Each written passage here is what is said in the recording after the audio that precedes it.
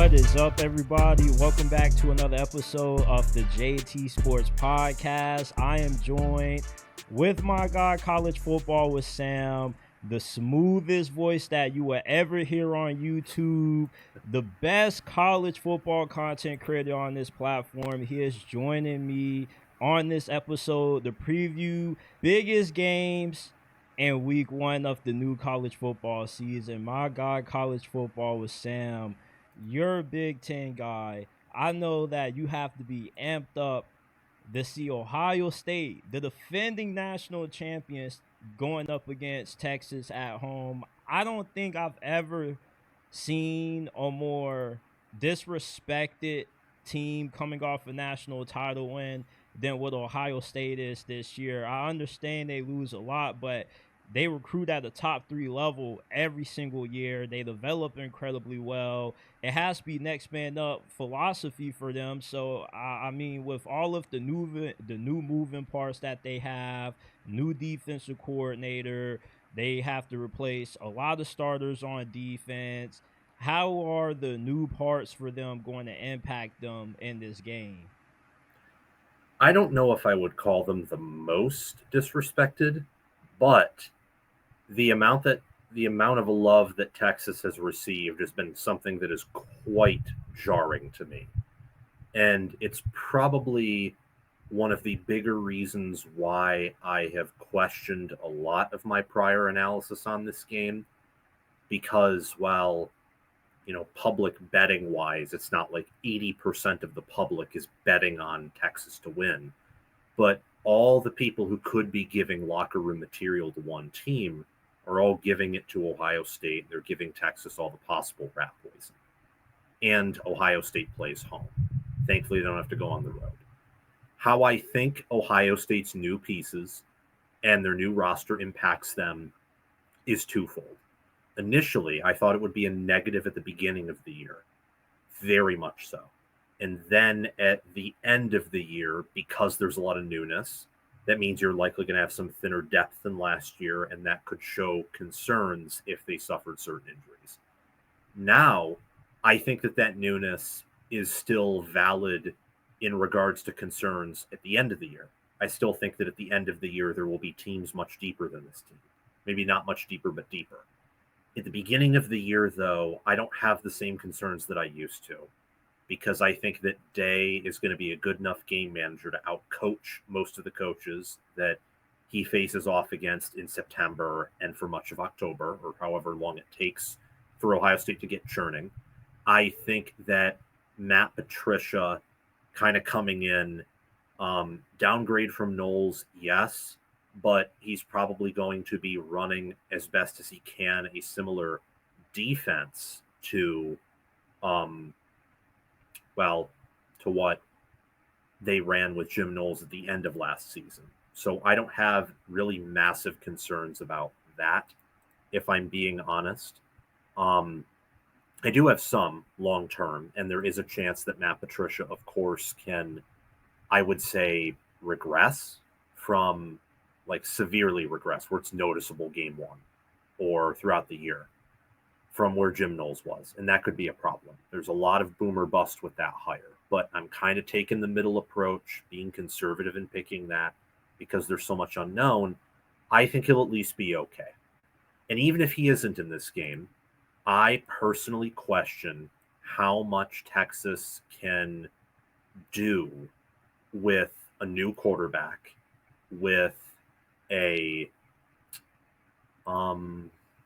new offensive line, 4 new starters, with a wide receiver core that lost its wide receiver 1, in a road environment that, is going to be loud, is going to be hostile. And while you lose a good portion of players on offense, and I do think Ohio State's offensive line is very overvalued by the national media. Again, Texas's offensive line also should have some issues.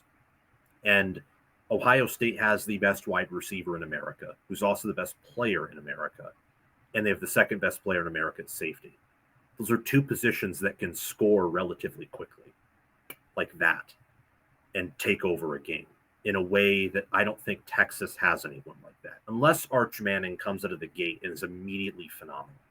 The beauty of this game is the weaknesses of Ohio State or the weaknesses of Texas, even their strengths, can all be a lie. Everything can be a lie. Outside of the fact that these are probably for sure top 10 and at the absolute worst top 15 teams, but within that range, they could be extremely overvalued in one area, extremely undervalued in one area. So that's why I'm excited for this game. The only thing that could make it better is it being played at night, not at noon. And what's funny is you brought that up. There was a lot of criticism that Texas got for declining the option to make this a nighttime game and move it to Sunday. I don't get mad at Texas for declining that offer. I'm already at a disadvantage, big enough as it is, going on the road to Columbus itself. Now you want to make it even 100 times more difficult playing in a nighttime atmosphere? Yeah, good luck with that. I'm declining that offer too. Um, Arch Manning and Julian Sayin. We don't know too much about these two. We know more about Arch Manning because his last name, and two, we've seen him in a few games last year for Texas. Plus, they used him as a wildcat quarterback. Julian Sayin, we only saw him throw in mop up duty when Ohio State was taking out the trash last year.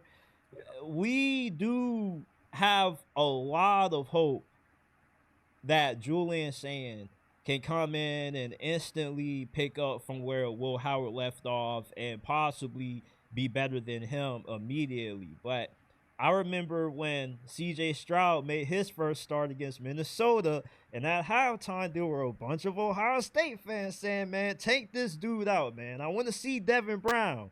And it took CJ Stroud a while to really get rolling. But once he did, it was up from there. I feel we could see the same from Julian Sayin. He can look a lot more rusty. He's been splitting reps. He has a new offensive coordinator. Technically, the play caller's new and Brown Hartline.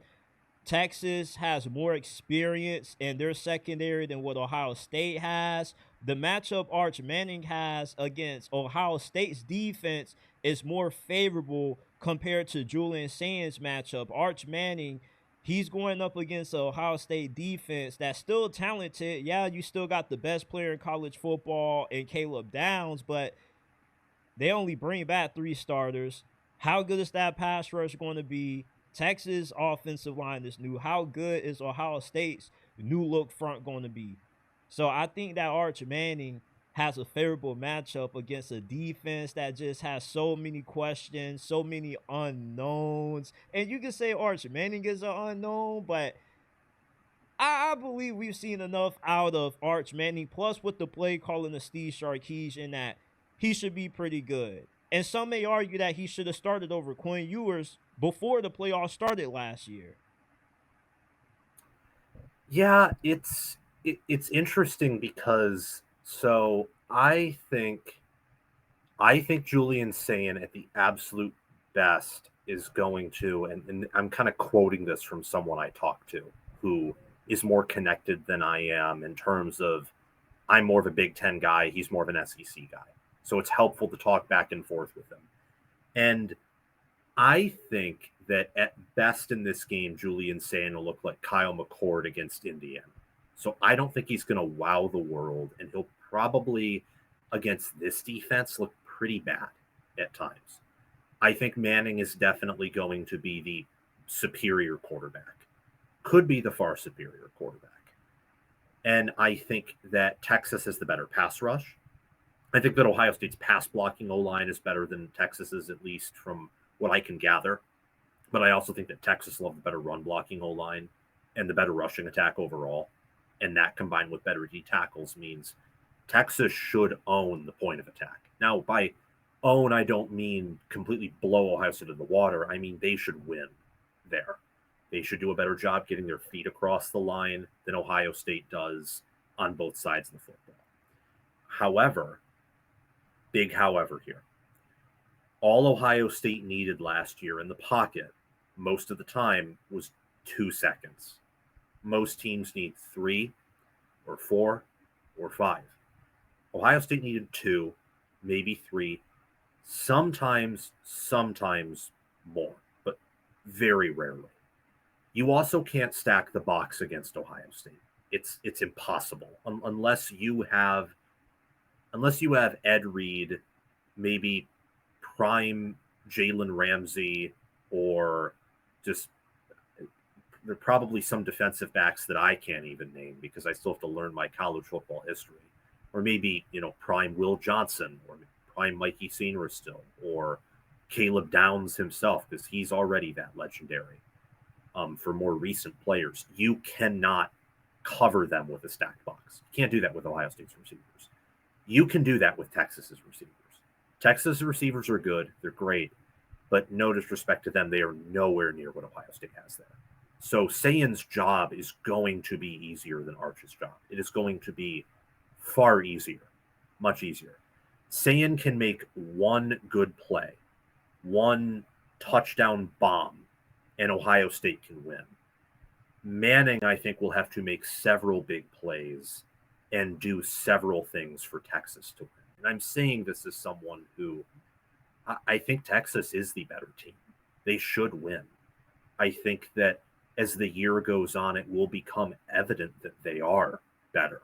And I think that Texas has a better shot of winning it all than Ohio State does, and a better shot of, I think, surviving their schedule than Ohio State does in terms of getting through that and then arriving to the title or to the playoffs. And, this team is the number one team or a key competitor. Not that Ohio State won't be, but having the coordinator changes and the inexperience and just enough unknowns around the coordinators, along with the trenches, to where I think that things go very right for Ohio State or they can go very wrong.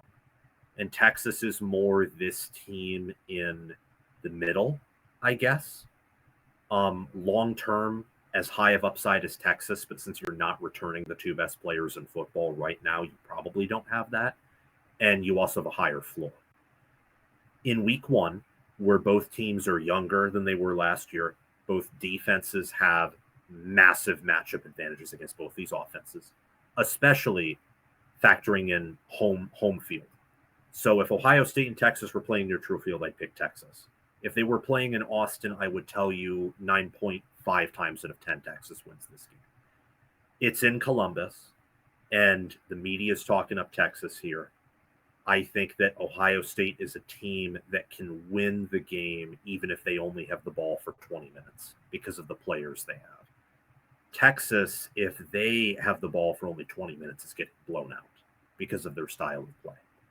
So for that reason, and maybe that's counterintuitive or it doesn't make sense, but I'm fading the public. And as someone who thinks that Texas should win and that it's more likely that Texas dominates than Ohio State simply wins by 10, I think Ohio State's going to win.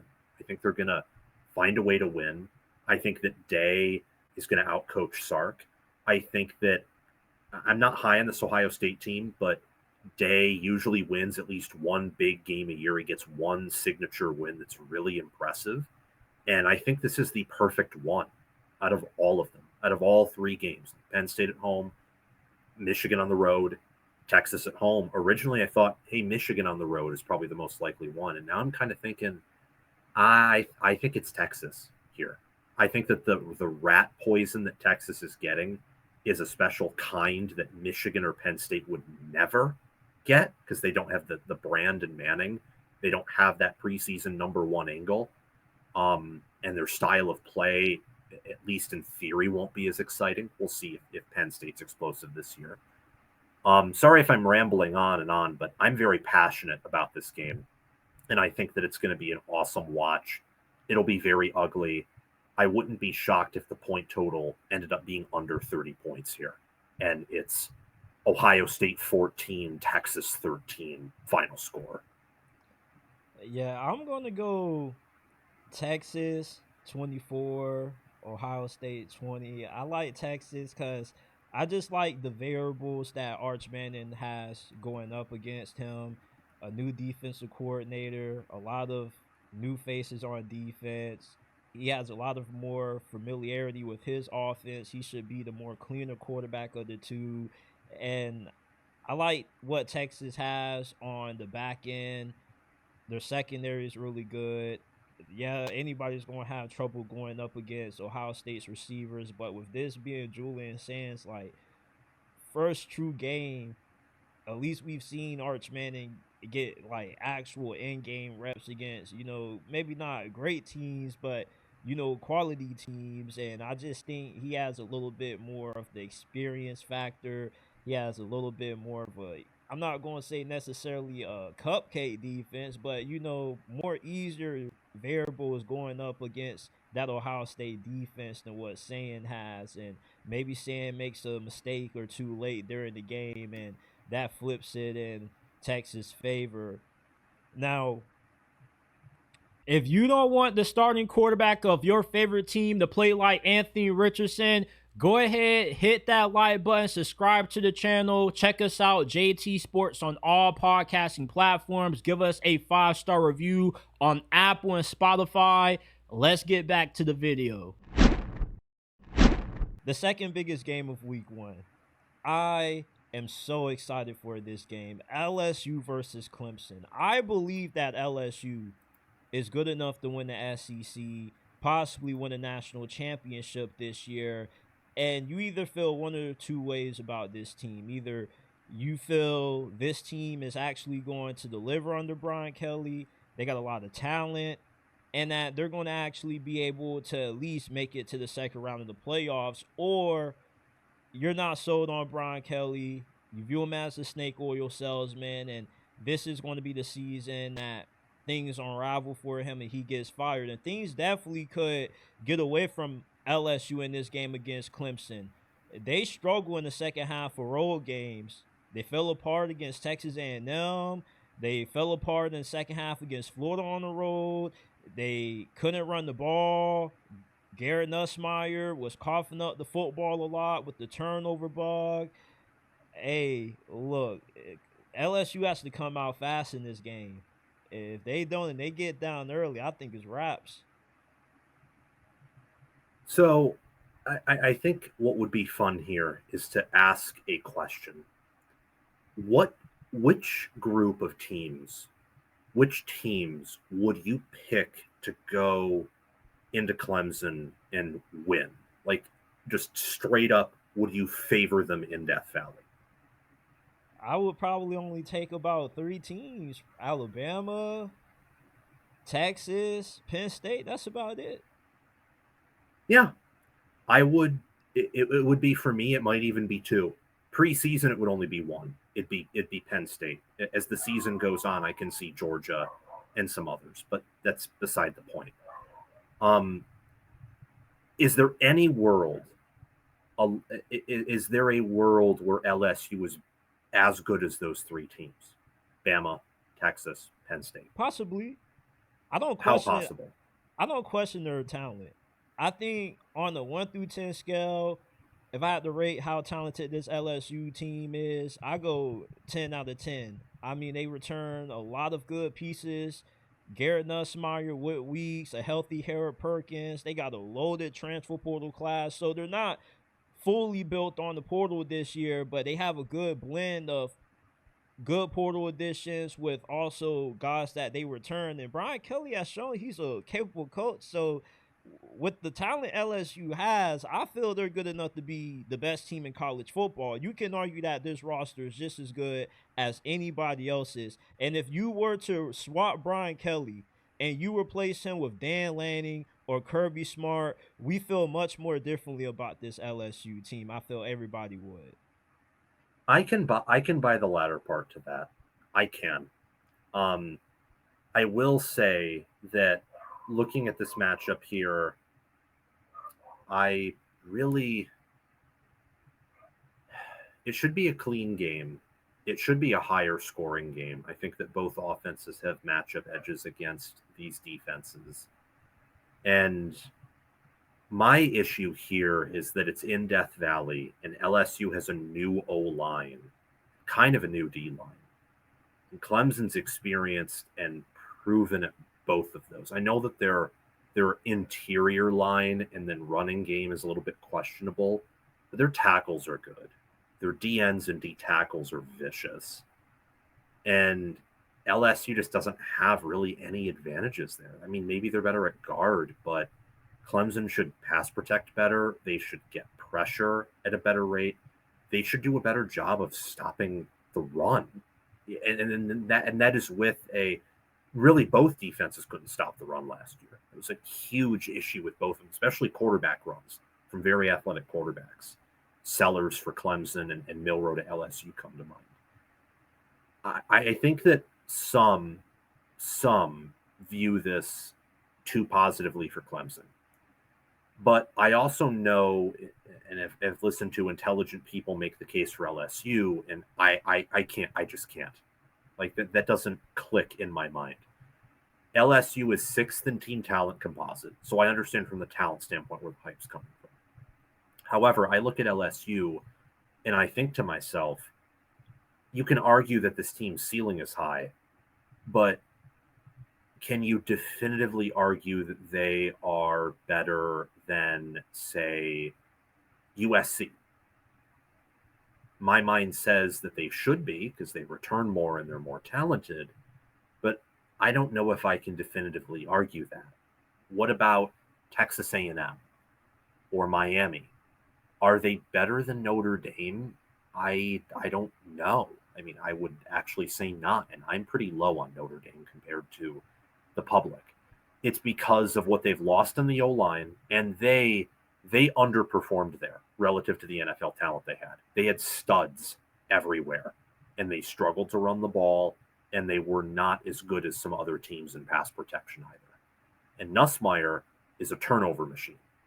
Klubnik, not quite as much. Both throw the ball a lot, to be fair to them. Want to give them credit there. I think that LSU can win, but a lot has to go right for them to do so. It's possible because it's week one, and also Clemson's been pretty crappy in the big games. Louisville kicked their rear. Georgia just kind of pulled their intestines out of their, out of down there in week one. South Carolina killed them, relatively speaking, going into Death Valley and eking out a win the way they did. And Texas, if not for the usual Steve Sarkisian, turning down the knob in the third quarter, they could have put up 50 points against that team. You saw how they ran all over them. It was bad. It was so bad. And there's also the fair point that, is Tom Allen going to have everything fixed in week one? I don't think so. In the same way that I don't think if Matt Patricia is somehow a disaster, you will know immediately from week one. Or that Jim Knowles in Penn State, they won't be as good as they can be in week one. Like, I have to follow my rule where year two with coordinators, I typically like more than year one in rebuilds. And Clemson's defense, to a certain degree, is a rebuild with how bad they were last year. I like it to be high scoring. I'm siding with Clemson because I just think Clemson's a little bit better everywhere. I think that LSU to start should be better at DB, could be better at linebacker. But, I mean, is it a hot take for me to say I don't think there's an argument right now for Nussmeier to be better than Klubnik? I just don't get it. Yeah, I would take Cade Klubnik over Garrett Nussmeier, and that's one of the biggest reasons why I, like you, am taking Clemson to win this game. I just can't trust Garrett Nussmeier late in this game with the ball in his hands unless LSU shows me that their rushing attack has improved, which is a large reason why he imploded in the second half of certain games like he did last year, because everything was on his shoulders. Clemson has a more experienced offensive line. Cade Klubnik is a more dynamic quarterback than Nussmeier. And I feel Clemson's defensive line is the X factor in this game. Clemson's defensive line with TJ Parker, Peter Woods, I feel they really take over this game.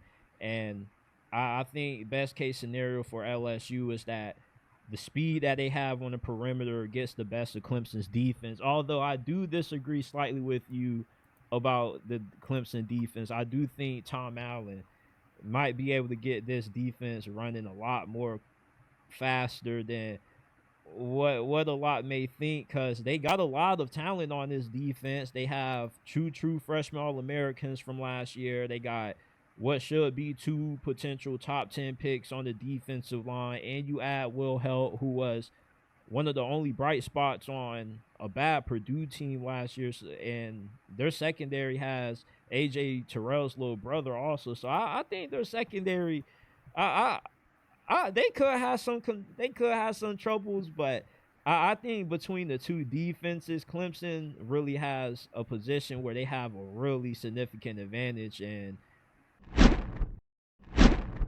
so Notre Dame versus Miami, I don't know really how to feel about this game.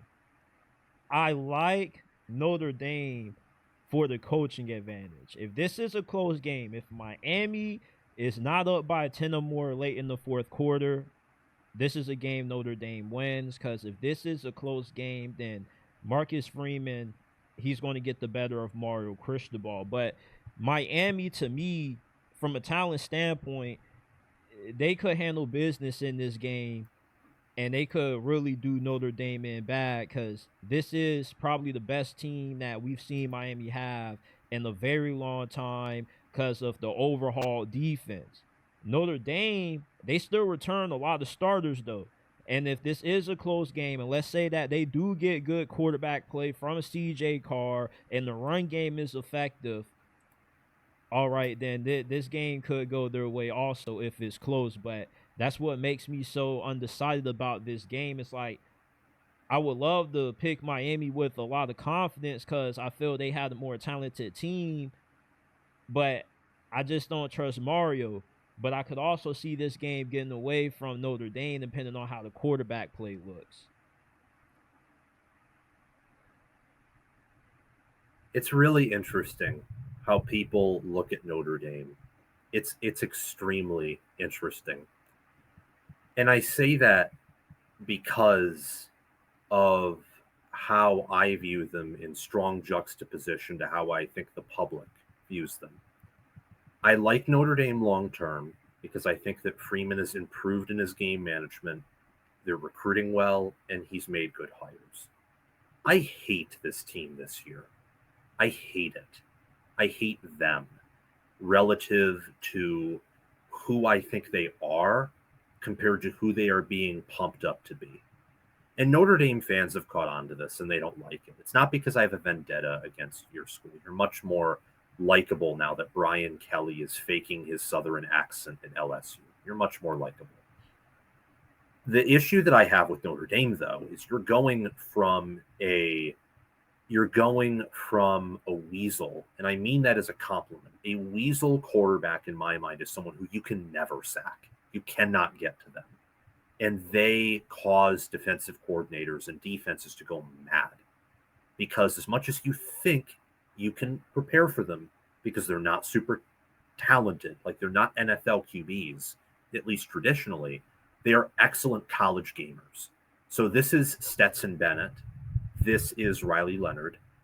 This, I would also say, is J.J. McCarthy, but McCarthy at least got picked in the first round, and some viewed him, at least from a draft standpoint, as an NFL QB. We'll see what he does. Those are weasels. You cannot perfectly lock them down. It's impossible. Even if you do your best, they will find a way to do something. Leonard did that in the air against Ohio State. McCarthy did it against Ohio State's defense and Alabama's in 23. Bennett did that against Alabama's defense, against Ohio State's defense. That guy shredded TCU, shredded Tennessee, all while being a guy who many didn't view as this absolute, like, no one ever used the term gunslinger with any of those quarterbacks like you do with Garrett Nussmeier. Carr is more of a pro-style guy. Now, I'm not saying that he's a total brick and he can't move, but he's not Riley Leonard, and he's not going to be Riley Leonard in week one. It's impossible. There's no way that's happening. So he's not going to be as sack avoidant. He wanted the same eyes in the back of his head, the same awareness. He was injured for last year. So physically, he might kind of be like a true freshman, more so. I don't know about that, but he was injured for the entire season last year. So that hampers things.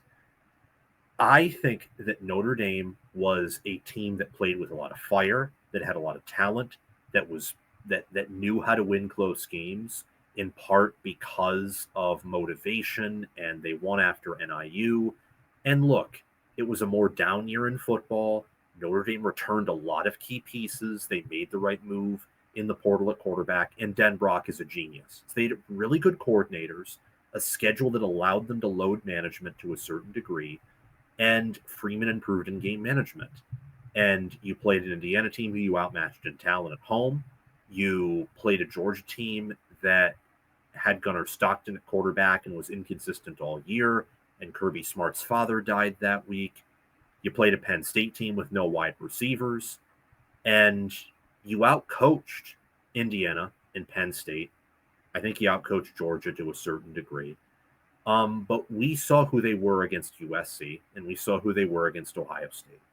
That secondary is not as invincible as many like to say. The corners are really good, but corners are just a part of the DB group, and they lost Xavier Watts. And their corner room and DB unit overall is not as deep as it was last year. It's the same thing with the D line. You don't have Riley Mills and Howard Cross III. Now, they were injured for parts of last year. I get that. You don't have them or your starting defensive ends. You replace them. You go from Al Golden to Chris Ash. That's a downgrade. On the O-line, you're set. I have no complaints about that. None. It's one of the best O-lines in America. Same at running back. And they have good receivers. I like Greathouse and I like Fields. However, you know what Miami has? They have a defensive line. They have Reuben Bain Jr. and David Blay is a defensive tackle that I really like out of the portal. And they've restocked at linebacker. And I don't think that secondary can be worse than it was last year with the portal additions they made. They made a lot of really good additions, some of which should pan out. You pair that with what Miami has on offense, and I think that's a push. The battle between Miami's defense and Notre Dame's offense is going to be kind of back and forth. Based on inexperience and home field advantage, I could see it favoring Miami. You go to Miami's offense and Notre Dame's defense. You got Beck, who's the opposite of Carr. We know who he is. He's a veteran. The only similarity I think they really have is they're coming off of injury. I think Beck's also a little bit more mobile and athletic. Miami also is an amazing O-line. They don't quite have the same caliber of running back, but they have the same depth that Notre Dame does. They have a lot of really, like Charmar Brown, Mark Fletcher, a lot of really good backs there. And then I think their receivers are better than what Beck had at Georgia. So if he's accurate, they should be able to catch the ball. I love that matchup of Miami's offensive line and their running backs against this Notre Dame front. I love that matchup. And I love the idea of Beck with probably a better play caller and better receivers and better pass protection. Just things with Miami this year will be more like they were at Georgia in 23 than Georgia last year, situationally. I think that Miami has all the advantages here outside of coaching and probably corner in terms of matchup. So I like Miami here. I think that I will go as far to say it's stupid that they're not favored. I think they're the better overall team, and they're at home. And I think the public is way too high on the two close wins Notre Dame got in the playoffs and not realizing that was either the matchups or Notre Dame's mental toughness. And look, mental toughness is admirable. But if the other team is thick-headed and mentally tough, and they really, really want that game, plus they have a better matchup against you than Georgia or Penn State did last year, aka better receivers, and you don't have what you had defensively or offensively to the same degree, then how much is giving it your all every play really going to matter if the other team's just better than you? And I think Miami's going to give it their all. Look what they did against Florida last year. I know Florida wasn't as good as this Notre Dame team, but Cristobal's issues are about close games, number one. And I think number two, sustainability. I don't exactly know what his load management situation is. So coming out of the woodwork week one. I know more of who Miami is. Yes, I love Notre Dame long term, but they won with turnovers. They won with fight, with grit, and with a quarterback who couldn't get sacked. And also, they didn't face any pass defenses worth a damn outside of USC and Ohio State, who averaged 34.5 points per game against Notre Dame's defense, a defense that's going to be better than this one. So this year, I think Notre Dame's a bit overvalued. I think Miami's a bit undervalued. I like Miami to win here. I don't know about big, but definitely to win. And I think it will be convincing that they're the better team. I'll take Miami to win. I believe they win this game by at least 10 points. I feel it'll be close until we break away in the third. They should really be able to get some better defensive back play.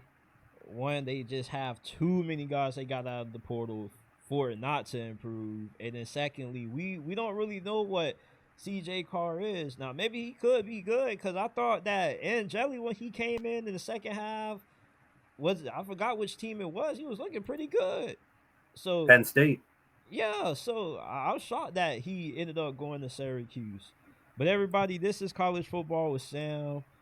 We appreciate you for coming on, my dude, and we definitely will get you back on sooner rather than later. Make sure you guys subscribe, check them out, give us a 5-star review wherever you're watching this, Apple, Spotify, and subscribe to the channel, JT Sports, all podcasting platforms on YouTube.